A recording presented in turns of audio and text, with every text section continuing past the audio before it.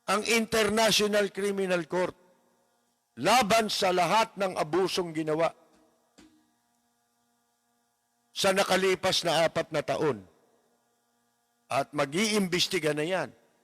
Alin, yung tapang-tapangan, minumura nila lang lagi yan. Hindi nyo mamumura yan. Ano yan, baliwala? Ha? Nagkakaisang bansa yan eh. Di ba? Si Trump pwedeng makipag-confront dyan. Bakit anya si Trump? Ganun din. Iba yun. Dito, tigas ano lang dito eh. Tigas-tigasan lang to eh. Yung Amerika, superpower yan. Meron silang leverage. Ikaw, ano leverage mo? Di ba? Anong panabla mo dyan? Di ba? Wala ka naman ipagmamalaki. Sana man lang kung kamukha tayo ng Taiwan, napakaliit. Pero ang daming kasangkapang panggera. Di ba? Kaya yan, lumalaban sa China yan eh. Ang tapang niyan Taiwan eh. Mga kaibigan, tayo ano? Ha? Utot, mga kaibigan. Pagmamalaki niyo yung utot niyo. Di ba? Wala kayo niya. Sasabihin mo, it's been great 4 years. Ano? Great disaster. Sana dinugtong mo, disaster. Di ba? Hindi ka nangyari dito. Alam mo nyo, ang ibang bansa, ako maniniwala ako kung Japan tayo.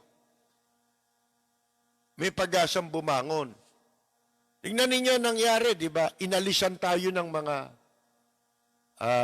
mga negosyo dito, ng mga foreign investment dito sa Pilipinas.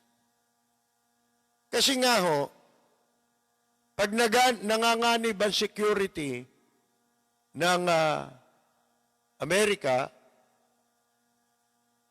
automatic manganganib ang security ng mga allies ng Amerika. Kaya, ang nangyari, pagkatapos na ibasura nila yung BFA, nagsipagsarahan na mga kumpanya rito. At marami pang susunod. Ang Japan na lang, makita ninyo ha, ang Japan. Ang laki ng ginagastos ng Japan ngayon. Hindi lamang sa pagtulong sa kanilang sariling mamamayan. Wala kang narinig na corruption. Wala kang narinig na hindi binigay yung ayuda. Lahat binigay. Ang lalaki ng ayuda sa Japan.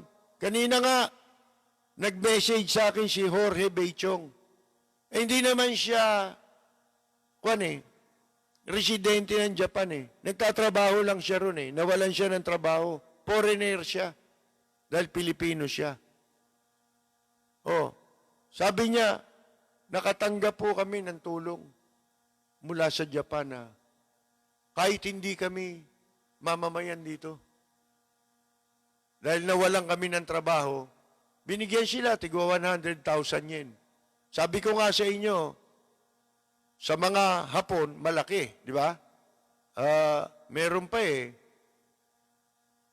Papautangin, yung pinakahuling nabasa ko eh.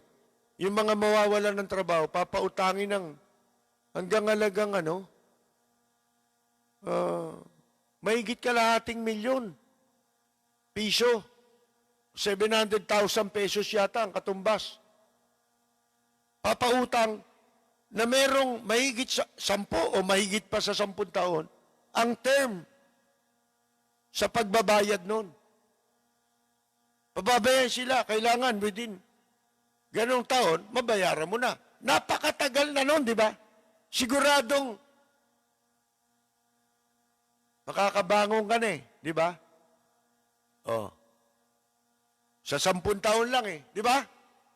Sabihin mo na, mawalan ka pa rin ng tumagal yung wala kang trabaho na 2 taon. Sa pangatlong taon, magkakaroon ka na ng trabaho. Di ba? May babalik mo na yung pinautang sa'yo. Ang daming pinautang, ang daming package. At ito, kabilang sa package na pinakakawalang pondo ng Japan.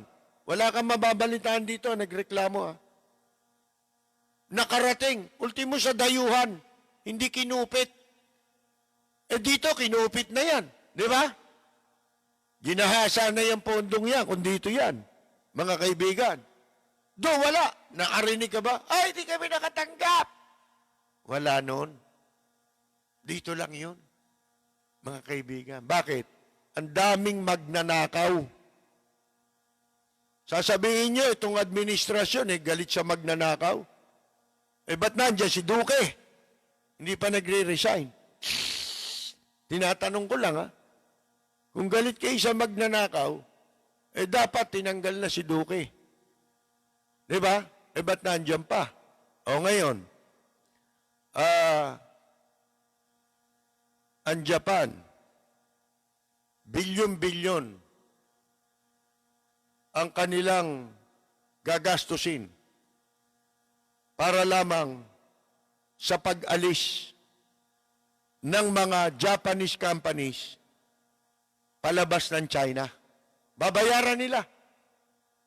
Yung mga kumpanya ng private companies na Japanese, babayaran nila yan. Yung magagasta sa paglikas nila. Bilyon-bilyon to, mga kaibigan. Alis na sila dyan. Kasi nanganganib na. Pagka delikado ang security, delikado ang negosyo mo. Naturalmente. Common sense yun. Sentido común yun. Mabuti sana kung dito ililipat mga kaibigan pati mga kumpanya ng Amerika sa China, alis na. Mabuti sana, masasabi mong promising ang ekonomiya natin kung dito lilipat. Hindi dito lilipat. Katunayan, umalis din dito Saan lilipat? Lilipat sa Thailand, lilipat sa ibang bansa, sa India, mga kaibigan. Sa India, napakamura ng labor dyan.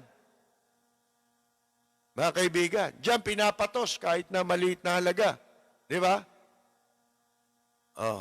Mas mahihina sa atin yan, Pagdating sa trabaho, sa abilidad, mas mahihina sa atin yan.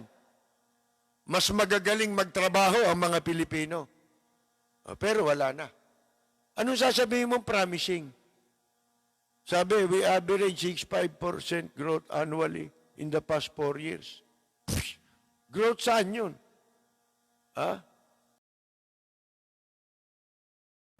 Yun yung si Bello. Kanina kasi merong nag-post na ka-Facebook natin at laging nakikinig sa atin yun TC Cuevas yata pangalan. Nabasa ko yung post niya tungkol dun sa pinag-usapan na rin natin kahapon yung pong tungkol dun sa kay Secretary Secretary Bello na inaakusahan niya pa yung mga OFW. Isipin mo, double jeopardy.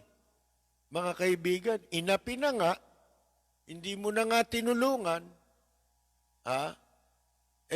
kung nag-viral yung kanilang, yung predicament nila, mga kaibigan, na wala na, dugo na lang ang pwedeng ibenta para sila makakain pa.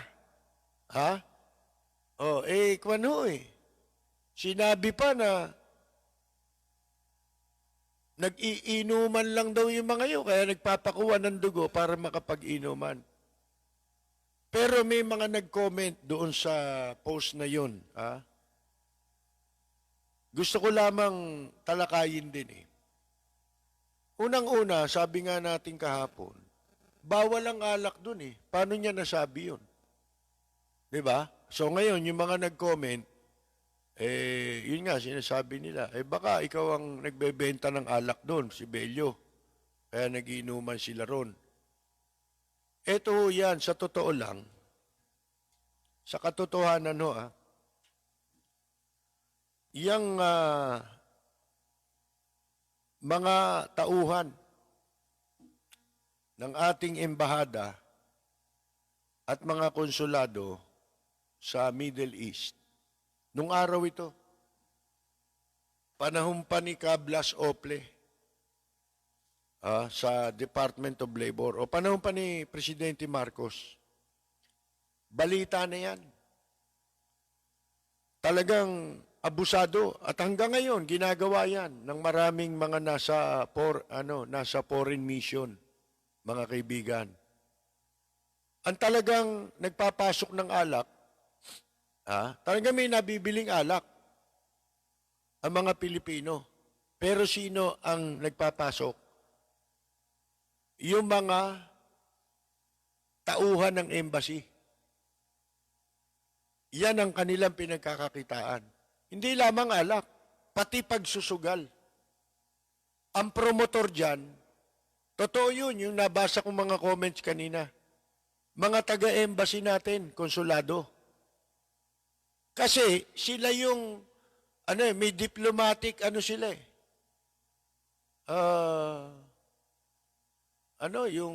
Inaabuso nila yung kanilang diplomatic status, mga kaibigan.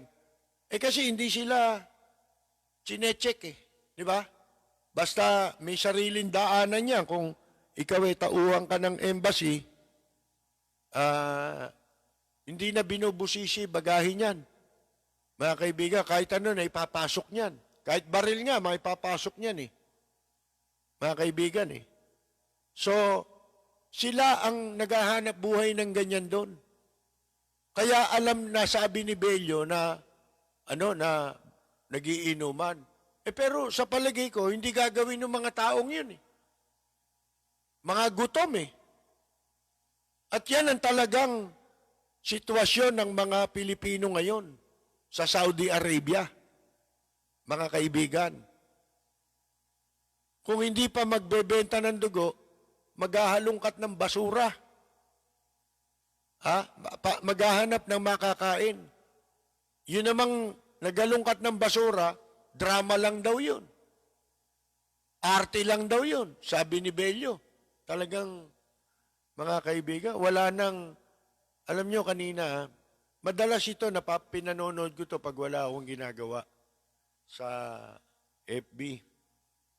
Yung mga videos ni Judge DiCaprio, napakabait nung judge na yun. Napakamakatarungan at makatwiran na judge. Sana ganyan ang mga nasa gobyerno natin. Ang mundo napakaliit para sa mga ganong mabuting tao na kamukha nung si Judge DiCaprio. Yung Providence, meron judge siya na ang mga hinahandle niyang kaso, puro mga traffic violations. Kaya marami ang mga tao, hindi lamang siguro sa Amerika, nagpapadala sa kanya ng pera. Yung mga may mabubuting kalooban, nakikita nila yung mga sitwasyon ng mga natitikitan dahil sa paglabag sa batas trapiko. Pero itong judge na to, hindi siya, bihira ang pinakahatol niya sa'yo, yung, napakababang hatol ang ibibigay niya sa'yo. Wag ka lang, sigurong mambabastos, di ba? Ang inuunawa niya kagad yung kalagayan ng tao. At inaabonohan niya yun sa pamamagitan ng mga perang natatanggap niya. Pati kapatid niya, napakabait na tao. Nasa lahi nila. At kinukwento niya na siya, ang kanyang pamilya, yung kanyang mga magulang, hindi naman talagang taga-Amerika. Dayo rin sa Amerika, ibang lahi rin sila. Pero ang turo ng kanyang mga magulang, talagang nagrehistro sa kanilang magkapatid. Hindi natin alam kung ilang kapatid niya, basta yung isa yung dumadalo rin dun sa sa mga pagdinig. Siguro naghahanap lang ng tutulungan. Pag may matutulungan. Inaako yung penalty. Ibabayad. Tsaka yung mga pinadadalang pera doon kay Judge, naku, mga kaibigan. Talagang ginagamit niya para yun. Halimbawa, natulan niya ng bayaran yung kung magkano yung dapat ibayad sa penalty. Doon niya kinukuha sa mga pinapadalang pera rin sa kanya. Honest eh. Yung mundo, malalaman mo, napakaliit para sa mga ganong tao. Di ba? Ang Amerika, napakaliit para sa kanya. Para sa isang taong kamukha niya. Na ang dapat sana, marami nun. Di ba? Dito sa atin, kailangan, kung pwede lang tumakbong presidente yun eh. Mananalo yun eh. Mga kaibigan eh. Okay, dapat malagay yun sa Korte Suprema, di ba? Yung mga ganong klase ng tao. Kaya lang, mga kaibigan, di natin alam kung ano ang patakaran sa Amerika. Pero ako, lagi kong pinanonood yun. Kasi nagbibigay yun ng inspirasyon sa atin para tayo hindi makaisip ng masama eh. Di ba? Habang nakakakita tayo ng mga mabubuting tao, na ipagpapatuloy natin ang pagsunod natin sa batas kahit na napakasama na ng mga nagpapatupad ng batas. Di ba? Nagsisilbi silang inspirasyon sa ating mga law-abiding citizen, ika nga.